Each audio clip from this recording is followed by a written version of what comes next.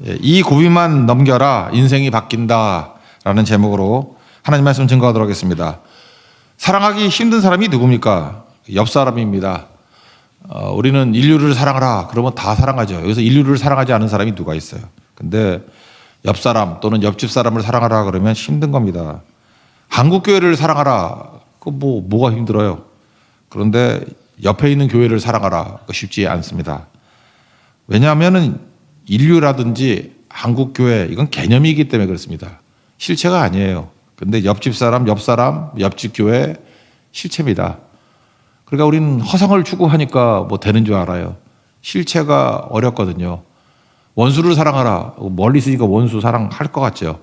근데 옆에 있는 형제 자매도 사랑이 쉽지 않잖아요.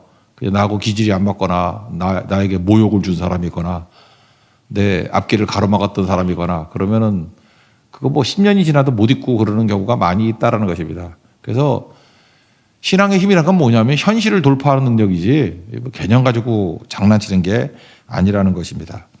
저는 그런 의미에서 지금 골로새 교회잖아요. 마지막에 나는 되게 의미심장하다고 생각합니다. 라오디게아 교회를 지금 언급하고 있습니다. 라오디게아 교회에 say hello 문안하라. 그리고 또 하나는 회람이거든요. 이 골로새서를 라오디게아 교회에 줘서 같이 읽게 해라. 회람 서신이라 그러잖아요. 또 라오디게아에도 편지를 보냈는가 봐요. 라오디게아에 보낸 편지를 또 받아가지고 너희도 읽으라. 그 얘기가 15, 16절입니다. 두 구절 읽겠습니다. 시작. 라오디게아에 있는 형제들과 눈바와 그 여자의 집에 있는 교회를 문안하고 이 편지를 너희에게서 읽은 후에 라오디게아에 있는 교회에서도 읽게 하고 또 라오디게아에게로부터 오는 편지를 너희도 읽으라. 특징 얘기했었죠. 초반에 우리 세 도시가 붙어 있습니다. 골짜기 하나를 두고 이렇게 세 도시가 붙어 있어요. 그게 라오디게아, 히에라볼리, 골로새. 근데 이 세 도시의 특징, 그러니까 교회의 특징이기도 하죠. 좀 다릅니다. 라오디게아 교회면 우리가 요한계시록의 정보를 통해서도 알 수 있잖아요. 마지막 교회인데 부자 교회고 그리스 문화의 중심지였습니다. 이 그리스가 전략적으로 그리스 문화의 그 센터같이 만든 도시예요. 라오디게아가 그래서 유명합니다. 그래서 그 지역에 지진이 났거든요. 지진이 났는데 라오디게아만 자체 재정으로 복구를 완료했습니다. 중앙정부의 지원 없이. 그러니까 뭐 돈이 남아 돈다 그런 얘기죠. 그게 라오디게아입니다. 그러니까 우리나라에도 뭐 어디라고 얘기할 수 있겠는데 거기 사는 사람이 상처를 입을까 봐 상처 안 받는 미국 예를 든다 그러면 뉴욕 같은 곳입니다. 뉴욕. 그죠? 모든 경제 뭐 이런 거 중심, 부 다 모여 있는 곳.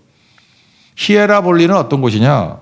여기도 괜찮아요. 교육과 문화의 중심지예요. 교육, 학교 많고 문화적인 자부심이 있는 동네고 특별히 당시 그 소아시아에서요 가장 큰 의과대학이 있는 곳 히에라볼리예요.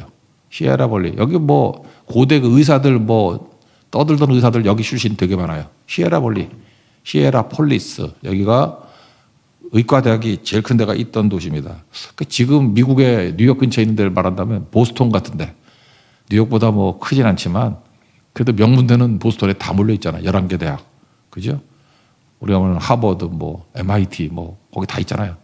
그러니까 이 보스턴에 진입하는 게 쉽지 않습니다. 히에라볼리는 그런 곳이에요. 반면에 골짜기를 사이를 두고 이렇게 세 도시가 모여 있는데 골로새는 그냥 가난한 도시입니다. 그리고 이름 모를 뭐 어떤 농촌 소도시 그렇게 생각하면 됩니다. 우리 두 교회를 비교하고 있잖아요. 골로새와 라오디게아 교회. 서로 문안하라 이렇게 얘기를 합니다. 골로새 교회는 라오디게아 교회를 문안하고 라오디게아 교회는 골로새 교회를 문안하라. 그래서 하나됨을 이루고 서로 사랑과 용서하라. 벽을 뛰어넘으라. 근데 이게 사실은 굉장히 중요한 문제고 힘든 문제라는 것입니다. 우리 한번 일상으로 들어보면 인생에는 자격지심이라는 게 있습니다. 어떤 형제가 있는데 형은 부자예요. 형은 부자고 동생은 좀 가난하게 삽니다. 좀 이렇게 리얼하게 가슴이 와닿게 만든다 그러면 형네 집은 한 100억대 부자, 동생네는 몇십만 원 내고 사는 월세집에 살고 있습니다. 그럼 감이 오죠? 참 어렵게 삽니다. 어머니 입장에서는 형네가 잘 사니까 좋겠죠. 자부심도 있고 든든하다. 근데 동생네를 바라보면은 마음이 아픈 거죠. 어머니 마음이 그렇지 않겠습니까? 뭐 집신장수, 우상장수 얘기잖아요. 비 오면은 집신 안 팔려서 어떡하나. 날씨가 좋으면 우산 안 팔려서 어떡하나. 그런 게 어머니 마음이니까 그 할머니죠. 그러니까 손자들에게 있어서 그 어머니의 마음은 편치가 않았을 거라고요. 그런데 그 할머니가 손자들에게 큰 집은 잘 살고 작은 집은 못 살 때 예를 들어서 작은 집에 놀러 가가지고 작은 집 아이들 그러니까 손자들에게 야 종종 큰 집 가서 인사 좀 해라 이렇게 얘기를 합니다. 그러면 그걸 무슨 뜻으로 받아들이겠어요? 가난한 집 그 손자들은 잘 사는 집 가가지고 좋은 관계 맺어라. 그러니까 무슨 얘기예요? 아련해라. 그래서 도움 좀 받아라. 뭐 그런 뜻으로 받아들이지 않겠어요? 할머니의 그 얘기가 듣기 싫을 수도 있죠. 그죠? 내가 뭐 왕 아련하는 거야? 거기 왜 가야 돼? 뭐 이런 반발심이 생길 수도 있다고 생각을 합니다. 또 반대로 큰 집에 가가지고 부잣집이니까 거기 있는 손자들에게 야 작은 집에 가서 자주 인사해라. 지금 할머니는 똑같은 얘기를 한 거예요. 양쪽 가서 똑같은 얘기를 한 건데 그때는 그 집은 또 어떻게 이해하겠어? 손자가 어려운 사람 잊지 말고 잘 돌봐라. 뭐 그렇게 느끼지 않겠어요? 부담감으로 가가지고 좀 도와줘라. 뭐 이런 식으로. 그러니까 인간이 그렇습니다. 뭐 공평하다, 평등하다. 그거 다 개념일 뿐이고요. 어떻게 인간이 공평하고 평등할 수 있습니까? 생긴 게 다 틀리고 키가 틀리고 가지고 있는 능력과 가능성이 다 틀린데. 그러니까 일률적으로 다 똑같이 한다는 건 그게 공산주의 사상이지 그게 말이 안 되는 거죠. 다 다른 건데 다른 걸 가지고 자기를 중심으로 자격지심을 생각하면은 이 사람은 하루 종일 상처만 받는 거예요. 무슨 말을 해도 상처를 받고 어딜 가도 상처를 받고 어딜 가도 힘든 거예요. 크리스찬이 이렇게 사는 거 아니다 그 얘기예요. 양쪽 얘기를 하는 겁니다. 가난하냐? 라우디아 교회 가서 문안해. 부처냐? 고로스 교회 가서 문안해. 그리고 서로 편지 읽어. 크리스찬이 그게 무슨 관계가 있냐? 이런 접근이라는 거예요. 교회도 마찬가지죠. 예를 들어서 큰 교회가 있고 좀 작은 교회가 있습니다. 근데 어떤 지역에 가서 좀 작은 교회 이제 목사님이라 합시다. 작은 교회 목사님한테 아 저기 좋은 교회 있다고 큰 교회 있으니까 거기 한번 가보라고 부흥하는 교회라고.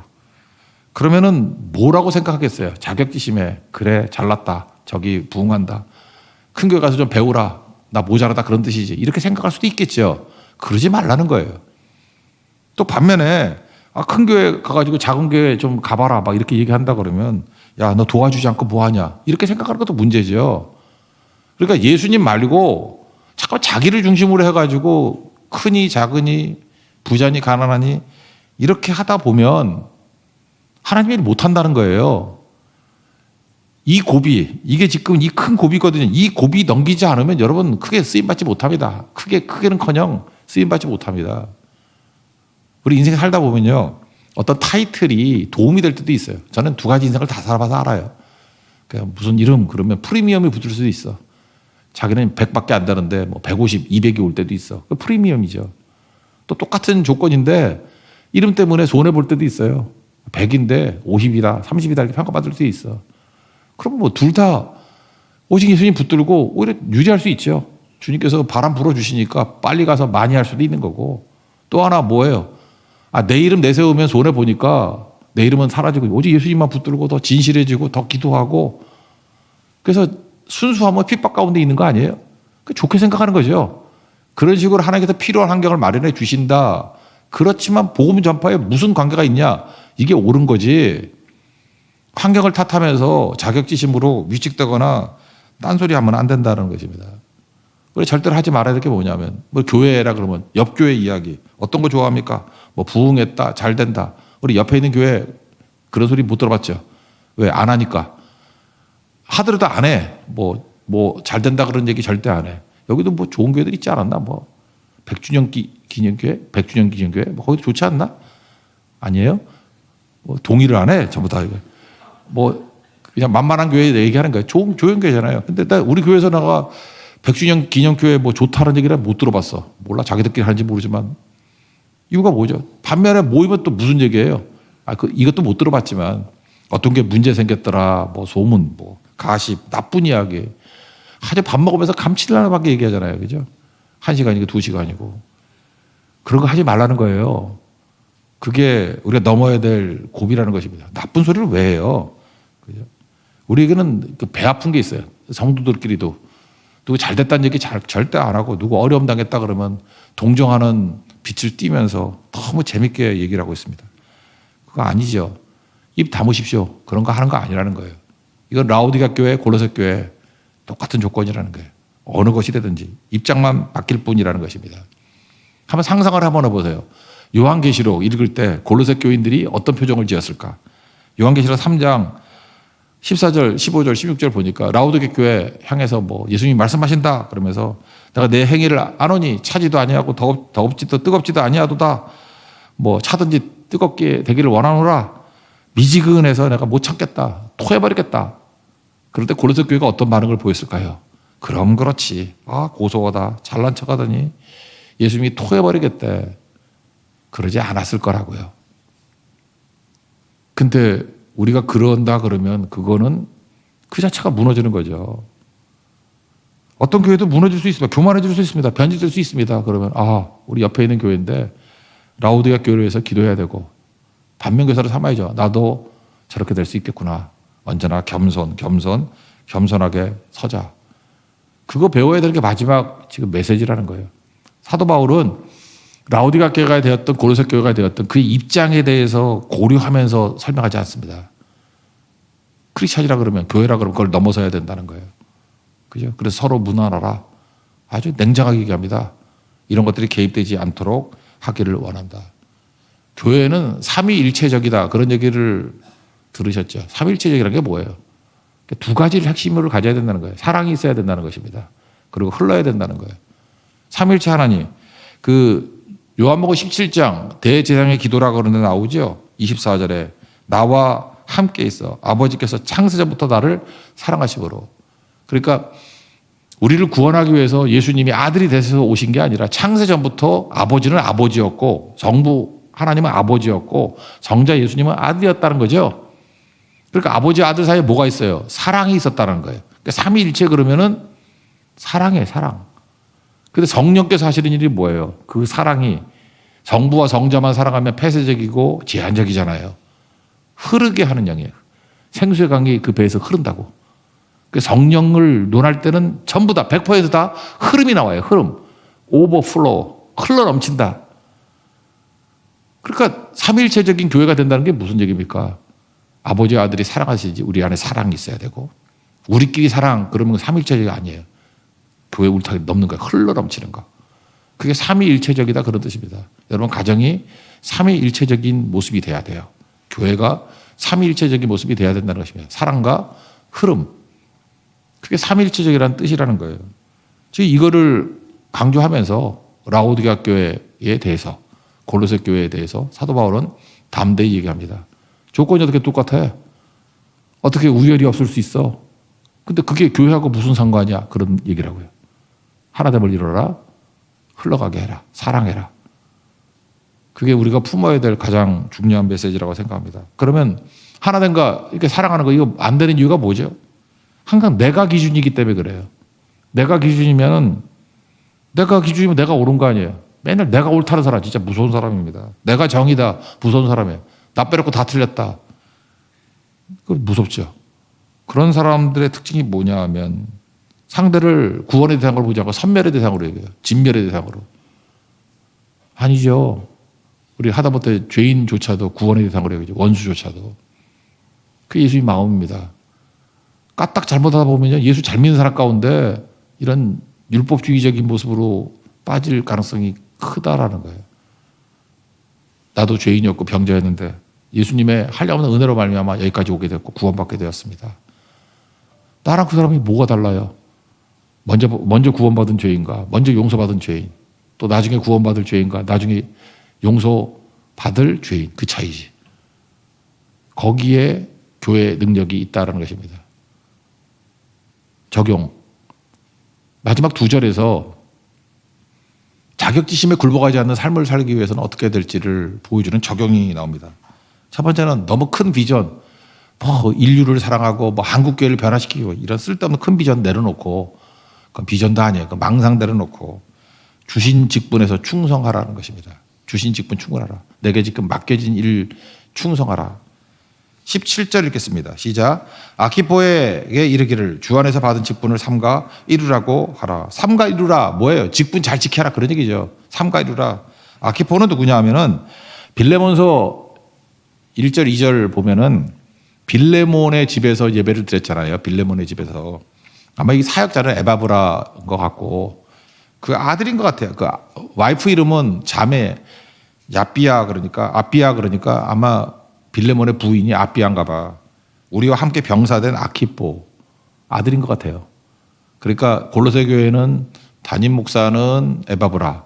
아마 빌레몬이 그 집에서 예배를 드렸는데 그 집 아들인 아키포가 부목사쯤 되는 것 같아요. 구도를 하시겠죠? 그래서 이렇게 문안 인사를 한다고. 그런데 여기 보니까 뉘앙스가 주 안에서 받은 직분을 삼가 이루라. 삼가 지키라는 뜻이거든요. 네 직분 잘 지키고 있어. 이런 뉘앙스라고요. 그러니까 아키포가 지금 무슨 마음을 먹은 거예요? 와, 사역 진짜 힘들다. 그런 거예요. 이 젊은 사역자가. 아이, 힘들어. 그만두고 싶어. 우리 그럴 때 있죠. 아, 이 직분을 감당할 수가 없어. 너무너무 힘들어. 또는 뭐 극하게 얘기한다면 더러워서 못 해먹겠어. 뭐 이런 거. 그죠? 뭐 이런 게 막 온다고요. 그죠? 그냥 아침, 저녁으로 막 들끓어 오르는 거.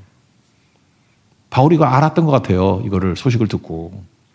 여기 중요한 거죠. 주 안에서 받은 직분 삼가 이루라.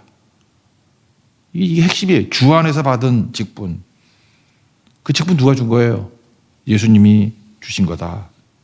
그래서 많은 사람들이 이 사역에 있어서 들쑥날쑥하고 뭐 뜨거웠다가 차가웠다가 뭐 하니 많이 뭐 더러워서 못 해먹겠다 하겠다.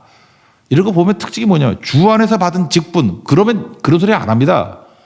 직분은 예수님이 주셨는데 무슨 딴 소리예요. 주 안에서 받은 직분이에요. 이건 예수님이 주신 거잖아요. 근데 그런 소리 하는 사람의 특징이 뭐냐면 그 자체가 변질인데 내가 의미를 부여한 직분이에요. 내가 의미를 부여했으니까 내가 규정하는 대로 직분을 바꿀 수도 있는 거지. 내가 의미를 부여한 거예요. 내가 의미를 부여한다는 게 뭡니까? 그게 자기중심이죠.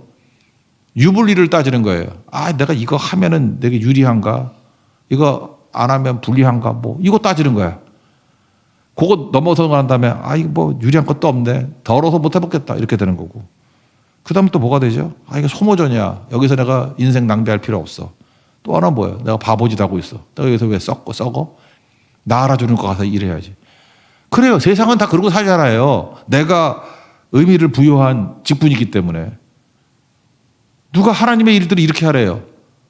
아니죠. 주 안에서 받은 직분. 그래서 멸시천대 십자가는 제가 지고 가오리라. 그렇게 되는 거예요. 종교 영광 모든 것에 주만 받으시고. 이게 핵심입니다. 이거 아니면은 무너지는 거죠. 모든 것을 나 중심으로 해석하고 모든 것을 유불리로 해석하는 것. 여기서 무너짐이 있다라는 것입니다. 제발 그 헛된 꿈 잠깐만 그런 거 얘기하지 말아요. 뭐 한국 교회를 변화시켜달라는. 아, 니네 교회나 잘해 그런 거. 인류를 뭐 너나 잘하세요. 너나.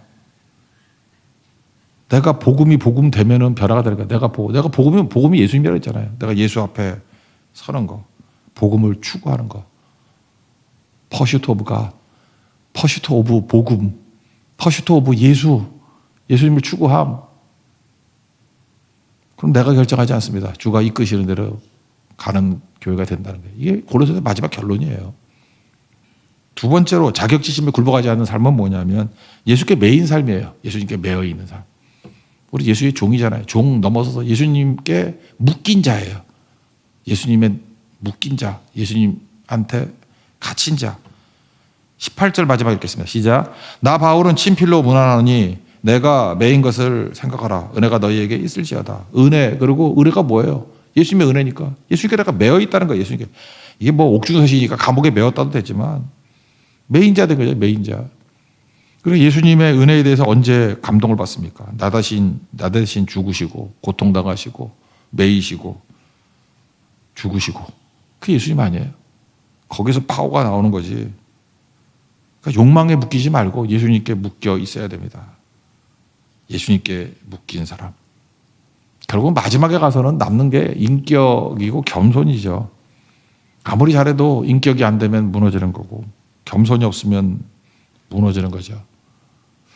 내가 좋아하는 어떤 목사님 계세요. 좋아하고 이건 뭐 좋아한다 그래서 욕하는 거 아닌가 모르겠는데 되게 좋은 분이에요.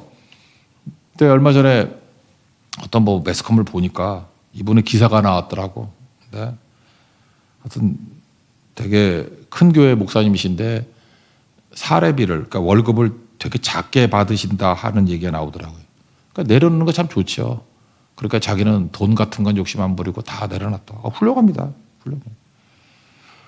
근데 제가 훌륭하지 않은지 저는 혼자 이런 생각을 했어요. 저분이 내려놓아야 될 것은 돈이 아니라 그 사실을 언론에 밝히려고 하는 마음이다. 근데 그 생각이 들더라고. 내려놓는 거 왜 나쁘대고. 내려놓으면 내려놓는 거지. 근데 꼭 언론에 밝혀 그거를. 저도 옛날에 그랬어요. 지금이야 뭐 아무짝에도 쓸데없는 얘기니까 하는 건데 저는 그래서 옛날에 난 목사님들이 안식년 하는 게 싫었거든. 일반 성도는 안식년도 없는데 뭐 6년하고 뭐 안식년 맨날 그러고. 저도 큰 교회 있었잖아요. 근데 뭐 그런 거 안 하고 그냥 충성을 다하고 하는 게 좋다고 생각하지만 그거에 대해서는 한 번도 밝힌 적이 없어. 난 안식년 하는 분들을 비난한 적도 없고 뭐라 그런 적 지금이 하죠. 지금이 해도 뭐 듣지도 않을 거 아니야. 그 당시에 그걸 뭐 밝혀도 뭐해 그거.